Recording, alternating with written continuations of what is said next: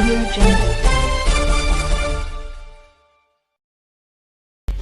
अस्सलाम वालेकुम नाज़रीन, अफसोसनाक खबर शामिल कयूं पिया ठुल्ला का जिते शेर पसंदन मस्जिद के ॿाहिरि ॾेई साड़ण जी कोशिश कई।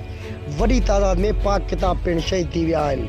होॾां अहिड़े ख़िलाफ़ JUI रोडनि ते निकिरी आई। ॾोहारनि खे गिरफ़्तार करे सरेआम फांसी ॾियारण जो मुतालबो कंदे एहतिजाजी मुज़ाहिरो कयो वियो। वधीक तफ़सील मालूम करण लाइ असां सां लाइन ते मौजूद आहे ठुल्ला खां आबिद अली सरकी। जी आबिद, तफ़सीलनि खां आगाह कजो।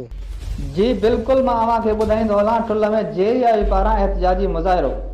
ठुल कॉलेज रोड नूनारी लाड़े वारी मस्जिद ते कुछ शिरपसंद बाहि ॾेई छॾी।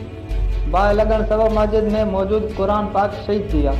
अहिड़ी अफ़सोसनाक ख़बर ॿुधंदे JUI पारां ठुल ज़िले सालार मीर हसन बुरड़ो, मौलवी ताजमान भट्टी, डॉक्टर ख़लील अहमद खोसो, मौलवी अब्दुर्रज़ाक बंगलानी, सनाअल्लाह खोसो, मौलवी हिम्मतुल्लाह बुरड़ो, नेमतुल्लाह डूल, मौलवी करमदीन बुरड़ो ऐं ॿियनि जी अॻुवाणी में टायरनि खे बाहि ॾेई एहतिजाजी मुज़ाहिरो कयो वियो।